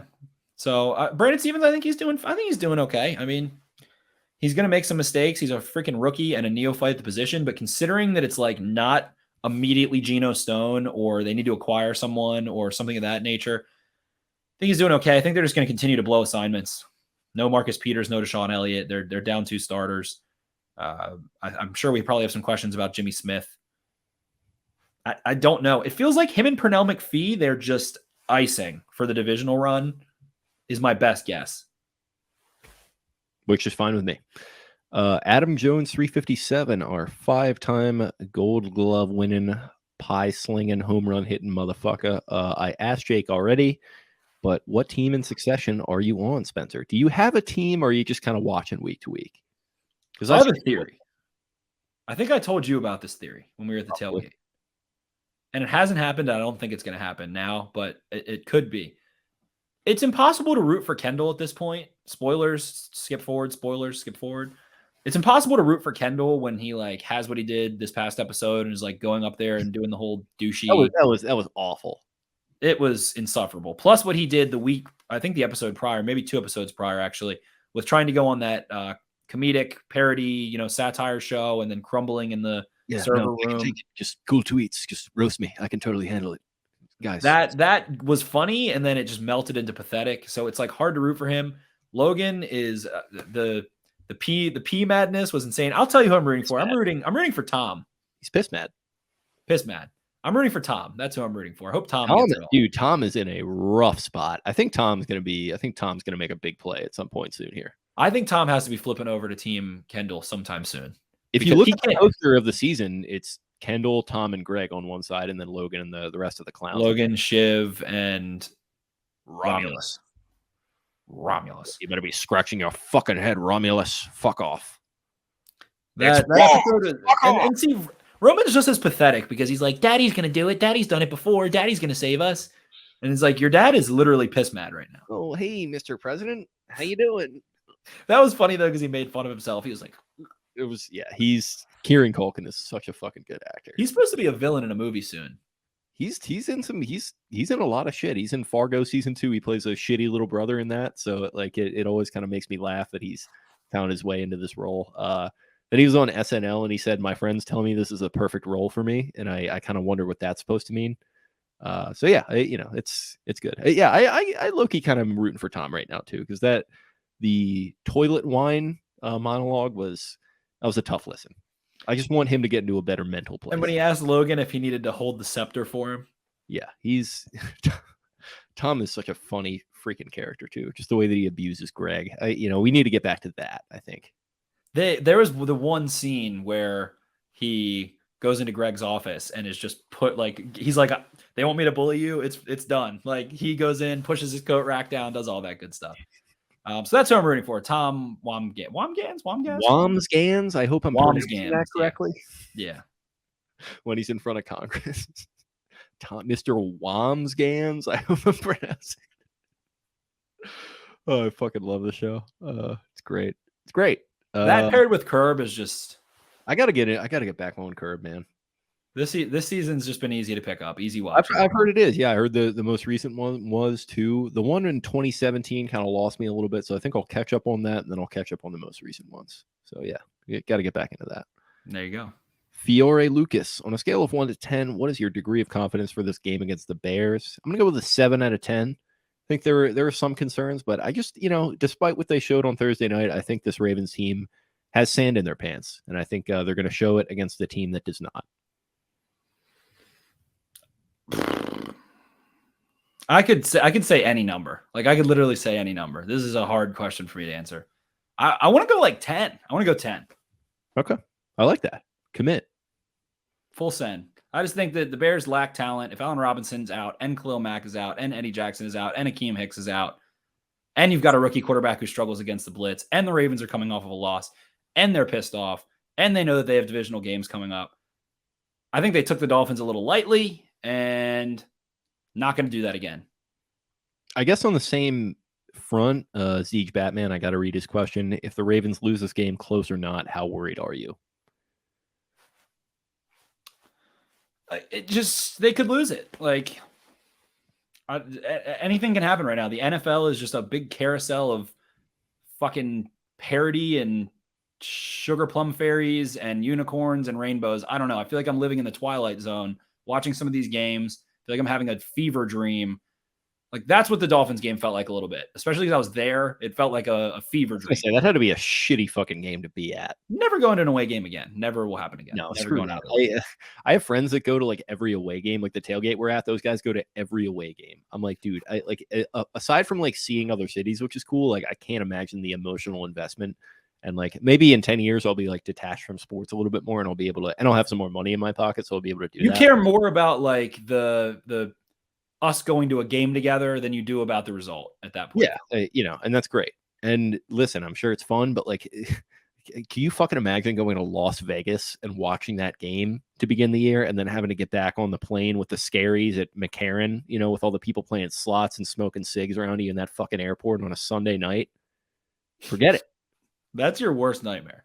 It is. I'm not into it. I can't do it. I can't travel in that condition, and I can't travel after a loss, and I'm not doing it. I'm not. You can't make him. I can't fly, at least. Ryan J. Laurie, must have Thanksgiving dishes. One you could skip. Must have is stuffing for me. Wait, so it's favorite dish and then one you can skip? One is a must have, one you can skip. Oh. I am like turning into a turkey snob. Like I really only want deep fried turkey. Ooh. My brother-in-law is big into that. We did it last year. I think we're doing it again this year. Love it. I didn't have it until about 2 years ago. I also love turkey. Like I'm a huge turkey guy. Carved turkey, turkey sandwiches, turkey, turkey till I die. But deep fried turkey changed my life a little bit. So I'm a little bit of a turkey snob. If you have some jank dry turkey, I don't need that. You're saying if you have jive turkey? If you got that jive turkey sounds good. That makes it sound juicy a little bit, like it has some flavor. You call me a JT? What is that movie from? Semi-Pro. Semi-Pro, yeah. Jive turkey. Just call me a JT. Call me a JT. That's classic. That's one that I have to have is probably very basic. Like, I don't know. I'm going to have some mashed potatoes on my plate so that I can swirl everything up into them with some gravy and some bread. Cheese. I'm a big mashed potato guy. Are you a big cheese noodles guy? I like it, but I'll have it every time. But like if I go somewhere for Thanksgiving and they don't have macaroni, I'm like, okay. If we don't get some sort of controversial food take from Marlon Humphrey in the coming week, consider me severely disappointed. If he's gonna like go at yams, and that's just gonna set off the entire. He's gonna say like, "What's stuffing gonna do for a guy like me?" And I'm just gonna be sitting here like contemplating life. He'll say something like, "Stuffing only makes you stuffed. It has no flavor. Why do people eat it?" Yeah. Some men just want to watch the world burn. McKay Simmons. I think we might have gotten a couple ones on this, and I don't know like what the context is. I think you might have responded to it. Why is Lamar's Insta deactivated, and is that correlated to his illness? I saw that question. I also did the live stream earlier, and someone was like, I'm worried about Lamar. His Instagram is deactivated. The second I checked it, it was up and everything was there, and I don't know what anyone's talking about. So something happened, maybe a hack or a password change. I don't know. Someone said he's liking weird stuff on Twitter. He likes the most random stuff on Twitter always. He just watches like funny videos, like he's any other human being does. Content guy. Yes, he likes like World Star. He also likes like, I don't know, like the most random silly videos and just like anyone else in the world. And that's like what I saw. And then some like, it goes back to like every time there's like some sort of big controversial conversation going on about him, and then like you'll go on his Instagram stories and he's like giggling to himself about like crayon cereal somewhere in Florida. Like I remember the that's why I love him. Yeah, no, it's great. Like he just doesn't give a shit. Like he doesn't take social media super seriously, even though like maybe you should if you're a quarterback and like at that like level of celebrity, but like he doesn't, and it works for him. And like he doesn't take anything like super seriously, really, except for like winning is the only time like you see him get pissed. Like he got pissed off in the Dolphins game. Like that's the only time you ever see him like in a bad mood ever, is when they're losing. Press conferences, no negative emotion ever. People also are kind of timid to him. I don't know. He has some gravity with his presence because it's so like light and calm, and how like spectacular of an athlete he is. I think he invites that. I think he invites people, you know, being a little more loose and kind of easy with him because he is that way to people. And he's just a nice guy. Exactly. Plus, I mean, it's the South Florida shit. Like he likes to stunt and show his like jewels and have fun, and like loves color and like bright vibes, like, you know, South Florida. And it's, you know, it's easy going down there, and he's easy going, and he loves football and loves to win. He's ultra competitive, but outside of the games, he's fine. He's chilling. Got a lot of Pro Bowl questions. Who do we have on the Pro Bowl team right now? Pro Bowl Project, Pro Bowl Pat. You throw all Pro Bowl Project, Pro Bowl Pancake, Weapon Pat. First and foremost. Elite, always. Mark Andrews, I think, is having an all-pro caliber year. I think that him and Kelsey are probably first and second team. Kelsey will probably go on a crazy run where he has 1,000 yards from here until the end of the season. So I think Kelsey's probably first team all-pro. Andrews is definitely my bet for second team all-pro. Darren Waller's been very quiet.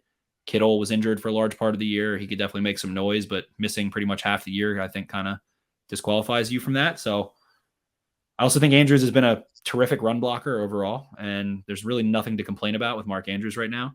So him, defensively, I think that Calais Campbell's having a Pro Bowl year. Hollywood Brown definitely is making a case. AFC receivers, you imagine, is like Stephon Diggs.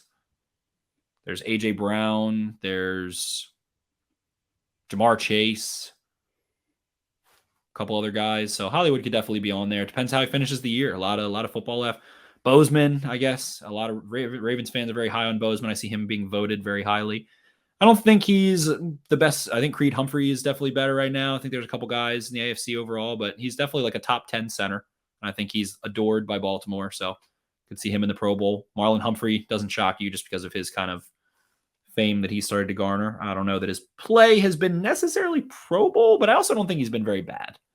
So he's, $100 million corner that everybody knows. So Those are the Pro Bowlers. Yeah, I think there's some Lamar, name brand that you got to factor into. Tucker might be in the mix. Of course, Tucker. Yeah, it does. Duvernay could certainly be the returner if he continues. I mean, even in this Dolphins game, the 2 times he had punt returns, they both went for over 10 yards. Yeah, like very casually, just like 11 and 14 yards. 100%. Interesting one from Jason Woodbury. So I don't know what the hell's going on with Tyson Williams personally. So he asked, with Bell out, do you think we will see Williams back in the rotation? I struggle to even say back because like he was in it for 1 week and it just feels like we haven't heard from him since Vegas. He also still plays. I don't think he played much this past week, but like there's games where he has 20 snaps still. He just doesn't get the ball a ton. I don't know. It's, the comments are getting a little more obvious to me. If you continue to hear people ask about him in press conferences, the first thing that is said is running hard. And I think that they kind of don't think he's like putting out 100% effort is my speculation. I think they don't. He fumbled a couple times. I think he like missed a couple pass blocking assignments. It wasn't anything too crazy, but fumbled a couple times, missed a couple assignments, and then he kind of like stepped out of bounds in what was that? What game did they lose before the Bengals game? The Bengals game. He kind of just stepped out of bounds at the end of the game.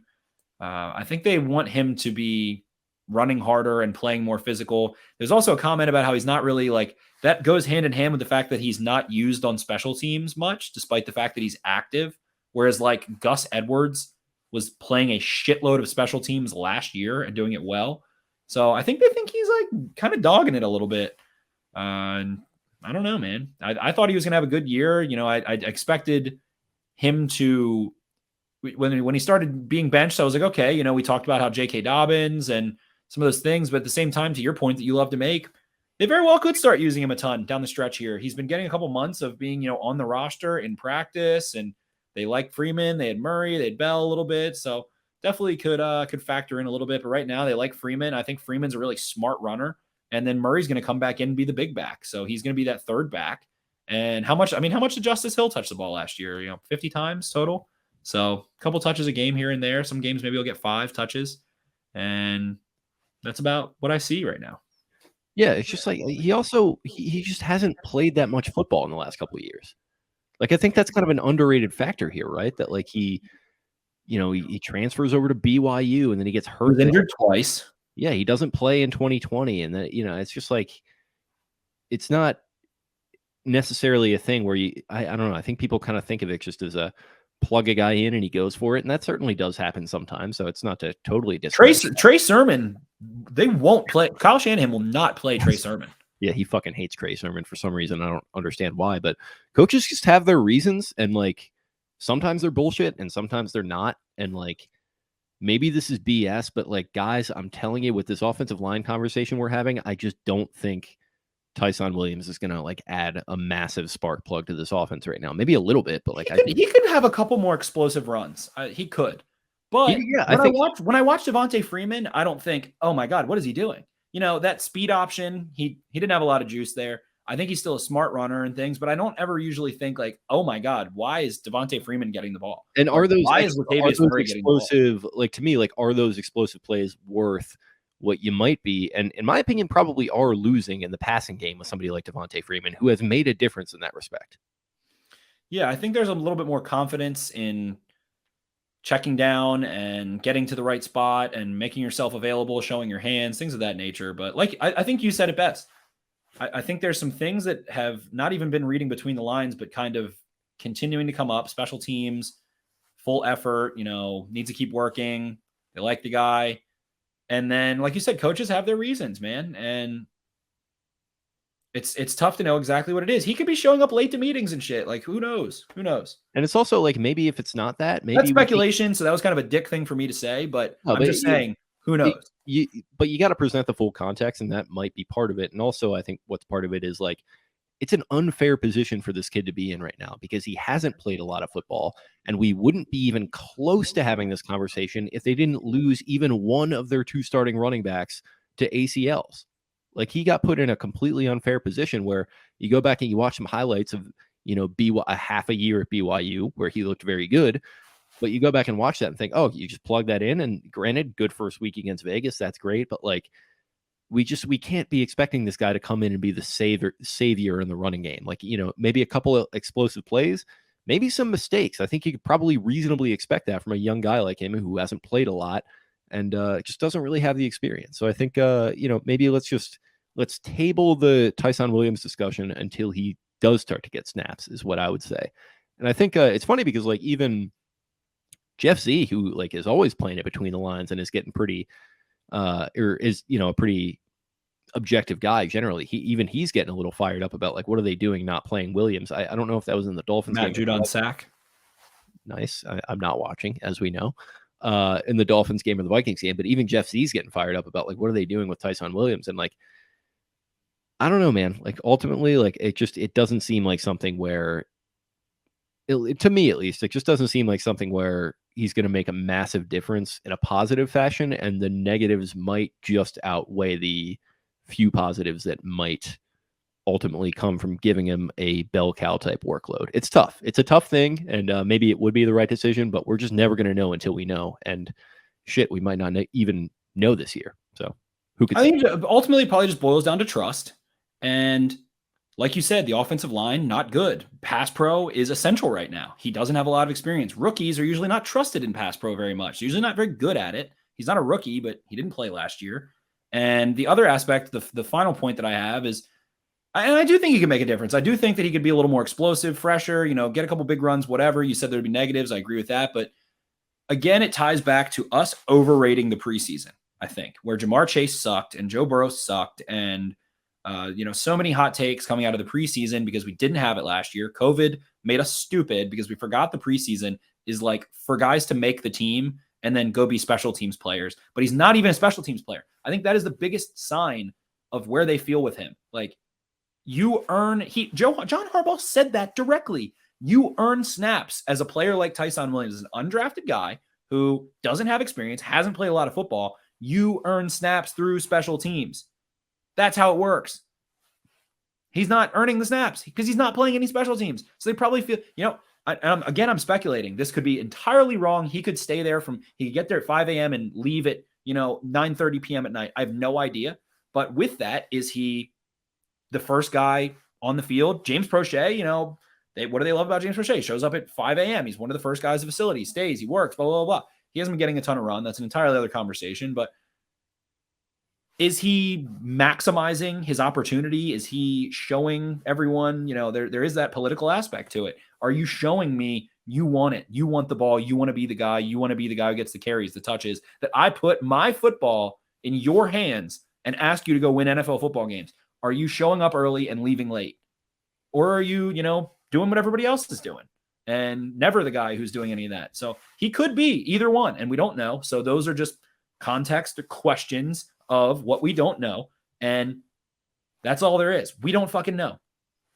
We don't. And unfortunately, like it might be political. It might be whatever it is, but that's just how it works for these guys that come onto the roster in the fashion that he did. Like you just got to earn it every freaking step of the way. And if you have one misstep in any single respect, that can cost you big time. And whether that's, like you speculated with, whatever it might be, disagreements with the coaches, X, Y, and Z. Like if you have even one of those things and you're like an undrafted guy, that's really going to hurt you. So hopefully it's not that. Hopefully they have a plan, and hopefully we'll see that plan come into fruition. But for right now, we can't know. We do not know.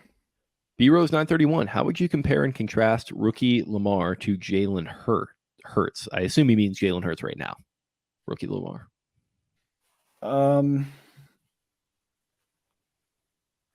Definitely they were very reluctant to make an offense catered around the option run game and then build off of it. I don't think you have to do that with either Lamar Jackson or Jalen Hurts, but I think it is an advantageous way to take advantage of their skill set. I like Jalen Hurts a lot more than I think really anyone does. I thought he should have been a first-round pick. I think he is a winner. I think that he is pretty turnover cautious. I think that he is a leader. I think that he has arm talent. I think that he makes good decisions a lot of the time. I also think they have a shitty receiving core. Goddard's been hurt. I think Goddard is like a little overrated as a receiver. They have Devontae Smith. You know, their number 2 is like Kez Watkins, Jalen Reagor, probably my biggest miss in the last couple of years. I thought he was, you know, a borderline first, second round guy. And it was like by far the worst receiver from that class that was taken relatively high. Like guys like Jefferson and Pittman are taken after him. So missed there. And I don't think he has a ton to work with, but winning games, making plays. I mean, their offense doesn't have a ton. Their running backs are Boston Scott and Jordan Howard. And they've got Devontae Smith, who's been having a nice year and doing good things, and he's getting him the ball. So I like them in terms of comparison with him and Lamar. Jalen Hurts is just a bigger guy. He's fast too. He can scramble. He's a bigger guy. He's not as electric as Lamar, but they're both mobile quarterbacks and can make plays and extend plays and do some things. I think Lamar has a lot better like anticipation and ability to throw over the middle of the field. And I think that Hurts kind of can throw a little bit more of a soft ball to the outside that's a little more catchable than Lamar could very early on.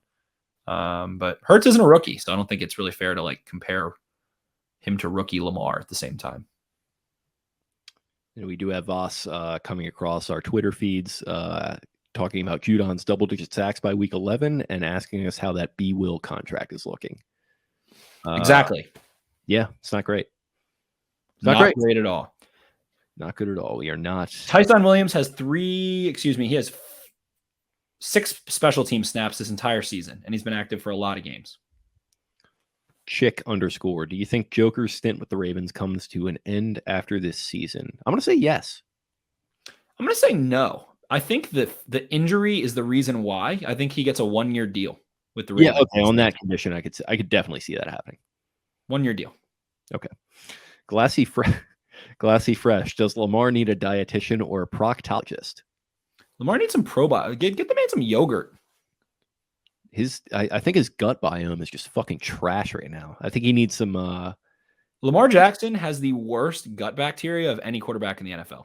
He does. His gut biome is just weak. He needs absolute weakness. Should the Ravens reconsider paying him, because his touchdown to healthy bacteria in his tum-tum is straight bitch right now. I just love the term proctologist because it reminds me of the episode of Seinfeld where Kramer gets the ass man license plate, and he like pulls into the hospital, and like the security guard stops him, and he's like, "Oh no, I'm a proctologist." Yeah, proctologist. He points at the license plate.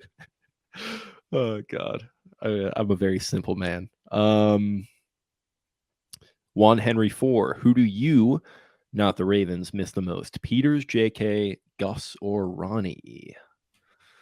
I'm gonna go Ronnie. I just feel like if they had Ronnie, that would open so many things up for them. There are guys that like personality wise on that list I love more, but Ronnie, it just feels like he's a real structural piece that they're missing right now.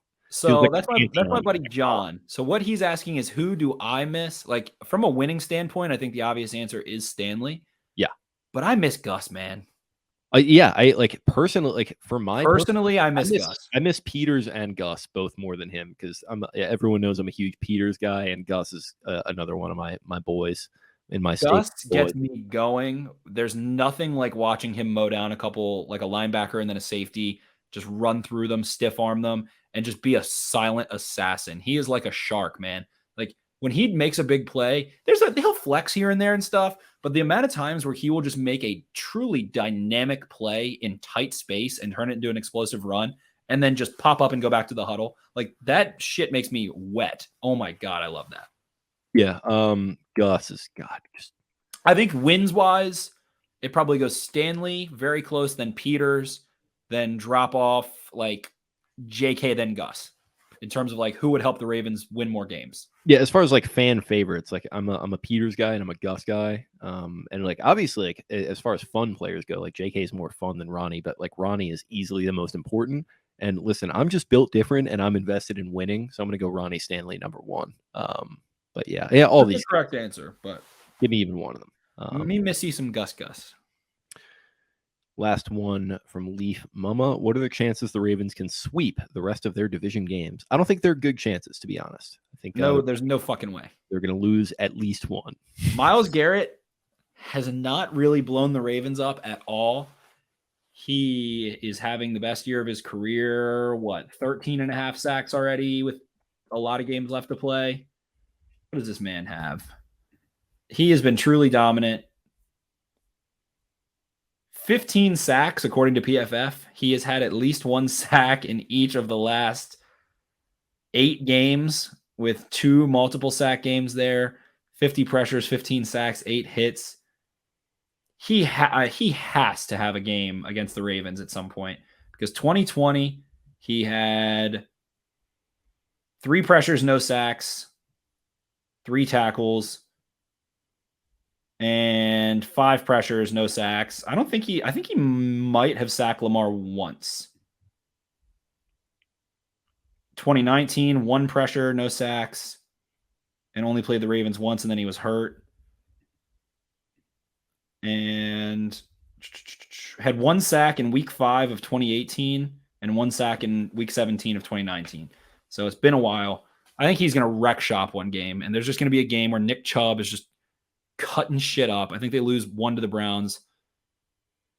I predicted a sweep of the Steelers before the season started, but where things lie, they're going to be back and forth and back and forth and back and forth, and Ben Roethlisberger doing dumb shit. Najee Harris, like, I don't know. I could actually maybe see them sweeping the Steelers, maybe, but I don't think there's any way they go 5-0 the rest of the way against the division. Yeah, I think 3-2 is probably what I would say. Sounds about right. Sounds like what would happen. Then if the Ravens can beat the Bears, then that's 10 wins, and they just have to get 1 win against the Packers, Rams, and who else do they play? Is that it? I think it might be it. Sheesh. Absolutely brutal schedule. It's tough. It's really tough. So they got to beat 1 of the Packers or Rams, win 3 games in the division, and they need to beat the Bears this weekend. And then they will be perfect. They'll be absolutely where they want to be.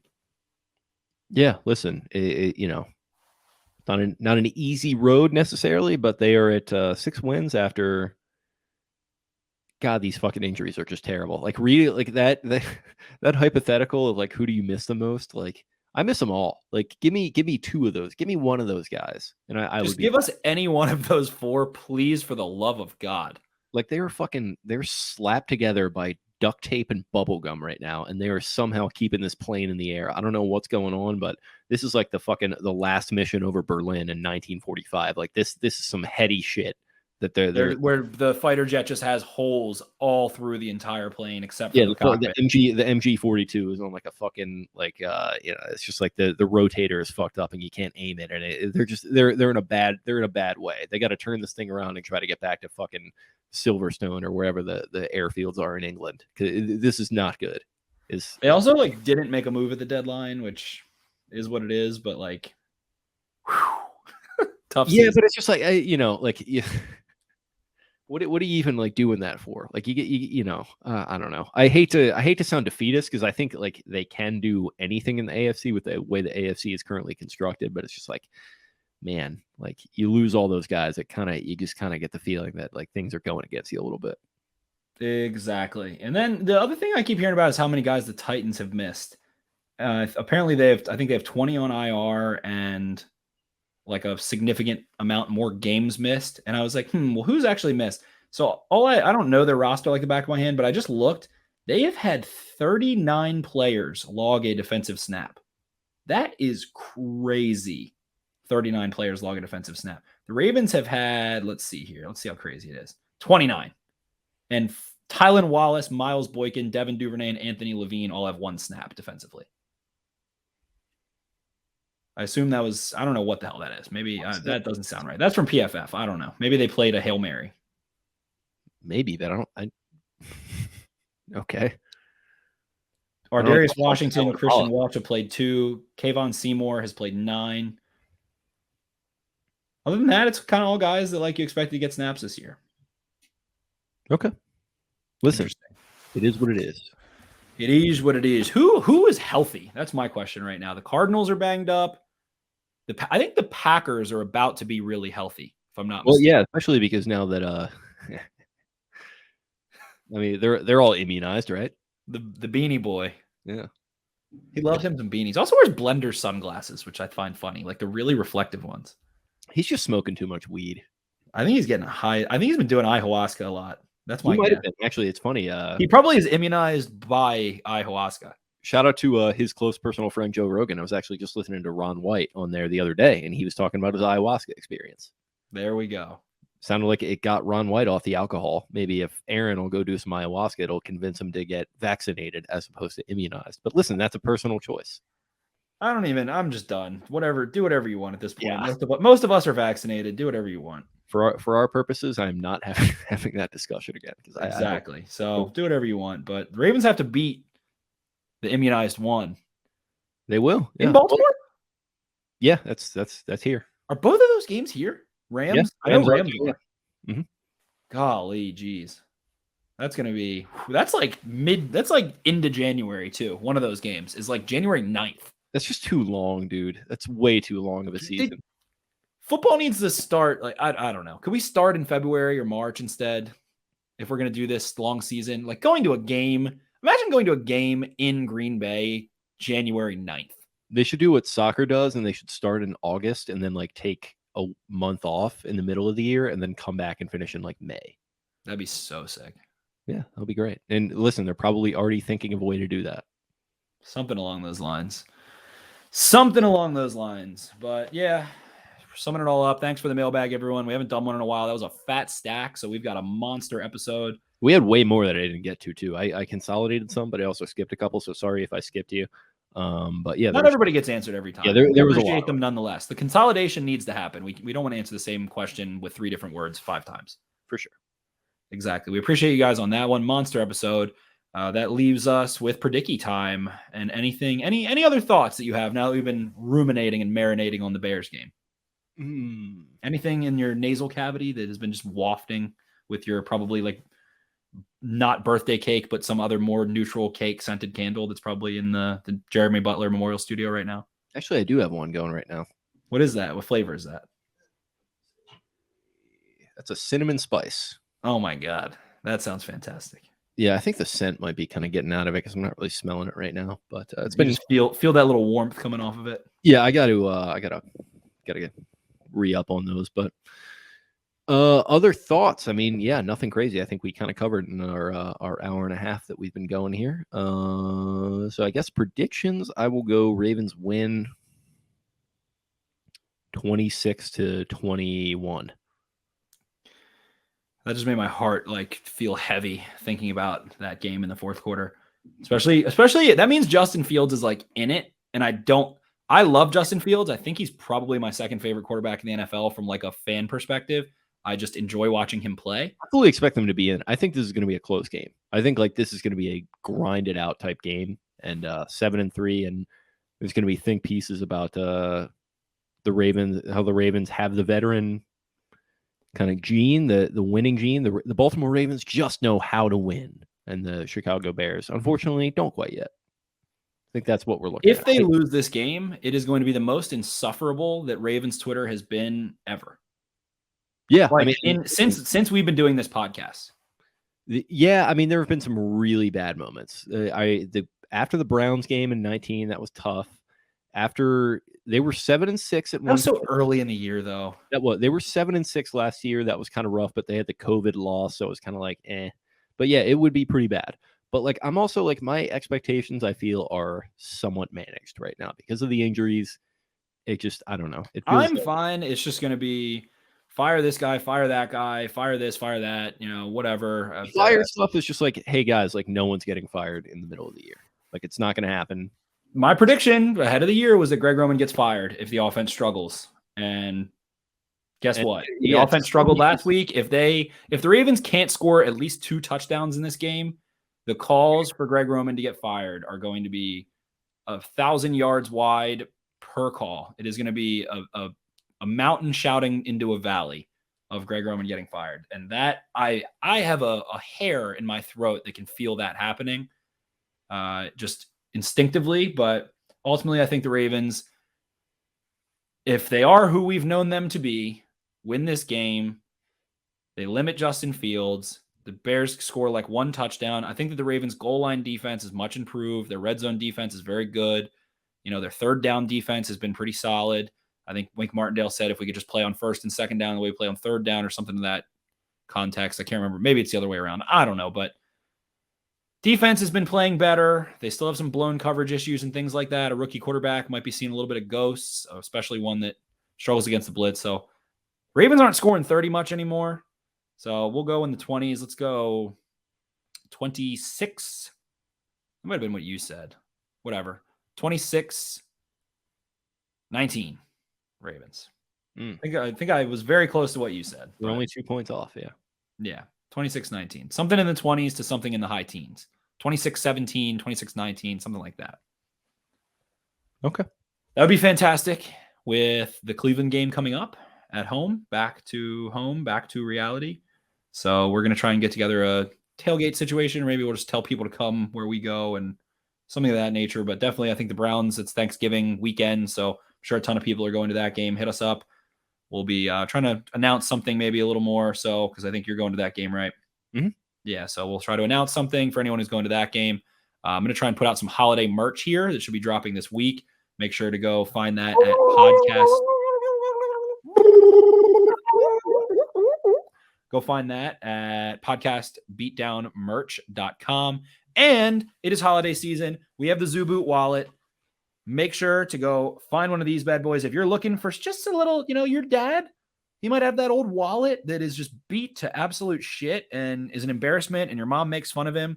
And instead, get him one that can hold 12 cards, have a money clip. You can put an American flag on it. You can put, a Maryland flag on it. You can put a Ravens logo on it. You can design them yourselves. You can also get the podcast Beatdown, the Baltimore Beatdown podcast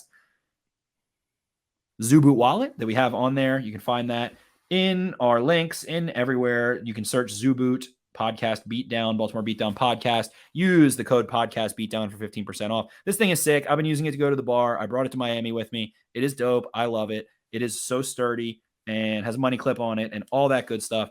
Again, that is podcast Beatdown for 15% off any wallet there. So if you want to go design your own, if there's like a turkey trot that you and your family do, or, some sort of event where you want to get wallets for it that, could keep cards in, have something like that, or something to commemorate an event, or just want to get rid of your old beat to shit wallet, go get one of these bad boys. They're RFID. They have a nice little finger slip. They have a money clip. They can secure onto your pants pocket with the clip. So that way, it's there, you can feel it, and it's not going to go anywhere. You can secure them by using that money clip. If you're not someone who carries cash, if you are, it'll keep your cash nice and tight. So again, podcast Beatdown for 15% off of any Zoo Boot wallet, including the Baltimore Beatdown podcast wallet.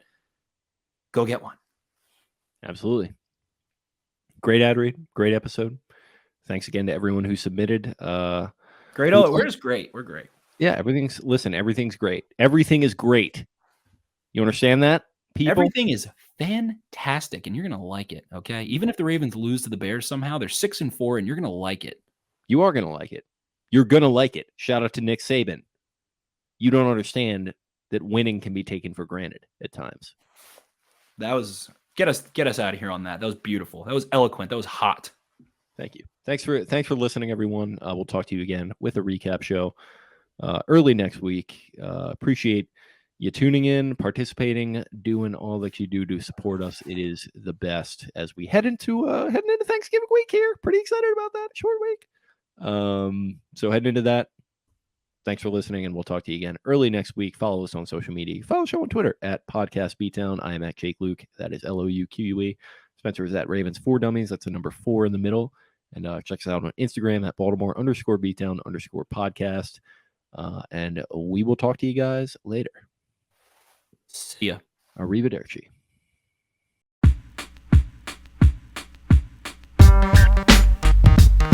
Gorlami. Gorlami. Arrivederci. Arrivederci. Arrivederci. Arrivederci.